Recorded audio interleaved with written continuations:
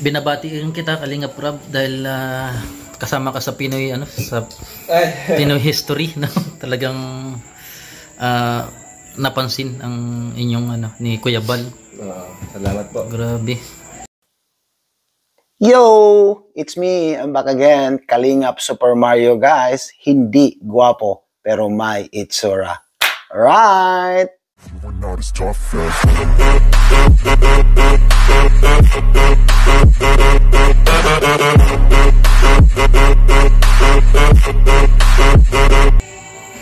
Grabe, nakakabilib kasi kung kahit napaka-busy mong tao ay nagagawa mo pa rin family first rin po.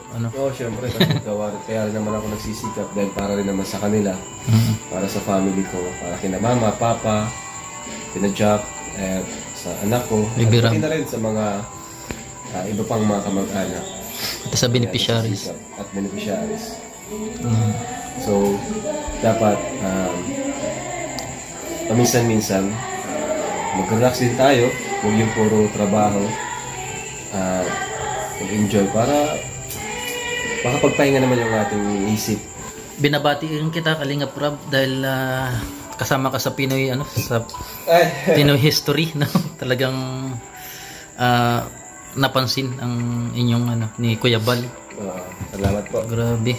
Sensya ka na kung medyo may sipon ako kasi nung nag-travel kami sa from Taiwan, sobrang halo-halo yung klima, nagpainit kami, aircon, tapos pagod, tapos pagdating namin sa bahay, malikabok pa kasi may inaayos baga.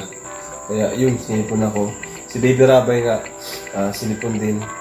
Nawa. Kaya, hindi, dati na siya magsipon. Pero nung pag-uwi namin, iniwan siya kina mami, sa mama ni Jack. Magaling na siya.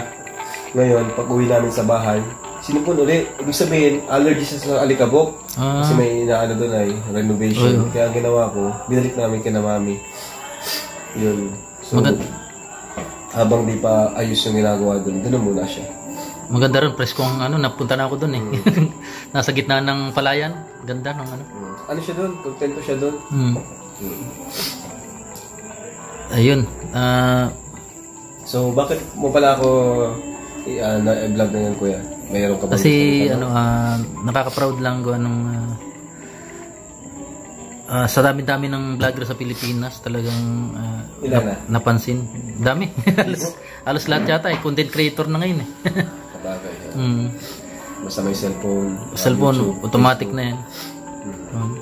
So, bibihira lang po yung mga nagtatagumpay na katulad ni Kuya Bal, ni Kalingap Rab, at iba pang mga talagang kung hindi ka na matyaga naman dito ay wala rin mangyayari. Talagang swerte natin, nakilala tayo sa YouTube. Binigyan tayo nila ng solid community. Kaya salamat po. Tsaka may mga supporter talaga na yung parang pamilya na yung yung hindi sila na hindi cool yung pag nakikita tayo sobrang saya. Oo nga. Kulang yung araw nila pag hindi daw napapanood ng Kalingap. Ayan. Tama. So ano yung pakiramdam nung yung nakakasali sa mga ganong mga top mga Siyempre masaya kasi na-recognize tayo, no? And tuwa rin ako sa mga buwabati, mga naramdaman ko yung suporta talaga. At akala ko wala nakaka-appreciate. Although minsan kasi may mga time na akala mo wala nakaka-appreciate. Tapos may time, tapos biglang magkakaroon ng gano'n na may ganong ranking, tapos wow! Ganun na pala sila. Ganun na pala sila ka-support sa atin. So, di ko na-expect. Kaya, yun sobrang saya ko. Siyempre, tagumpay natin lahat. Oo nga. Tagumpay ni Kuya Bal. Lalo na kay Kuya Bal. Kasi kung wala naman si Kuya Bal, wala tayo. Wala talaga. Yun? Yung top 12 ako, para sa akin si Kuya Bal ay top 1. Top 11. Basta mas ahead siya sa akin. Oo nga. Di man siya pinapanood sa views ngayon kasi syempre wala na rin sa kanyang prime, no? Tanda na rin si Papa. Kung mga libangan na lang niya yun. Syempre mga tao, gusto mga... Hindi naman sa kaso karamihan talaga pinapanood yung medyo mga bata-bata pa. yan. Pero tagumpay ko ay tagumpay ni Kuya Bal. Yun na, nagpapasalamat din ako kasi nakilala ko rin si Kuya Bal. Yung pagpunta ko sa Da ay talagang pati si Ma'am Edna. Sinundo pa kami dun sa labasan, dun sa may Siya. supermarket, yung talagang sila Brother Paa, sila Brother Agul. Ngayon ang goal ko is lahat tayo mga Yan lahat ng nasa paligid natin. Kuya Bal, paligid ko. Sana lahat tayo mga maraming matulungan, maraming pamilya ang mabago. No? Hindi lang dito sa Cam Norte, hindi lang sa Bicol, maging sa ibang lugar. Yan yung pangarap ko talaga. Makapaglibot-libot tayo. Ang tanong, sasama ka ba, bro? Tama. Tama tayo dyan. So, pasalamat din ako dahil nakasama ako sa Keyboys. Dahil maraming nangangarap din na makasama ka.